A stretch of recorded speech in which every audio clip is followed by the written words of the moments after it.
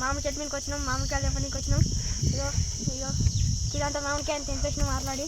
దీన్ని తెంపడానికి ఎక్కుతున్నాం చెట్టు, దీన్ని తెంపడానికి ఎక్కుతున్నాము. ఇగో ఈ కింద వేసిన ఇంకోటి తెంపడానికి ఎక్కిన చెట్టు అయితే ఎక్కుతున్నా, దొరికితే చూద్దాం. చెట్టు అయితే ఎక్కినా, ఇగో ఒకటి ఉంది తెంపేటండి.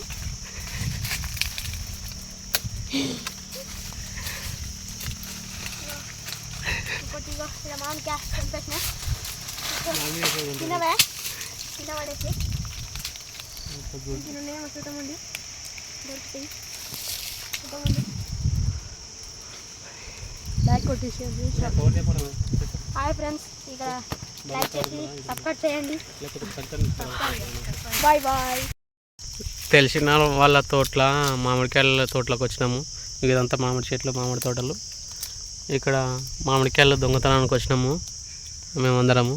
మీకు ఎన్నికాయలు తెంపినాం చూడండి. ఇక్కడ ఎన్నికాయలు ఉన్నాయి, ఇది చూడండి ఎంత పెద్ద ఉందో. ఒక్కటి కేజీ ఉంది. ఇది అమ్ముకుంటే పైసలన్నీ వస్తాయంట అని చెప్పి తీసుకున్నాము. బట్ ఇదని చూస్తుంటే తినాలనిపిస్తుంది. దానికి పోయి ఇంటికాడికి పోయి మంచిగా కారం ఇంత ఉప్పు రాసుకొని తింటుంటే పుల్ల తీయ భలే ఉంటుంది. ఈ అక్కకాయలు అంటారు, పుల్ల అయితే కావు, తీయ ఉంటాయి, పుల్ల ఉంటాయి. దీనికి డైరెక్ట్ తిన్నా బాగానే ఉంటుంది. కాబట్టి అట్లా రాసినామనుకో కొంచెం నాలుగు పేదలకు సైడ్ కంటి సమ్మగా అవుతుంది తింటుంటే. అందుకోసం దొంగతనానికి వచ్చిన వీడ ఇవన్నీ తెంపిండు. రాయితోటి కొట్టిండు ఒక్కదానికి, వీడైతే వల్ల కొట్టిండు చూడండి. ఇక్కడ ఇదాని పొక్క కొట్టే రాయితోటి కొడితే వీళ్ళు కూడా దొంగతనానికి వచ్చినాము అందరం.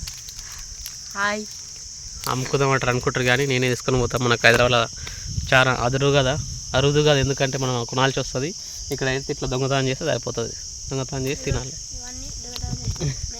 అంతే.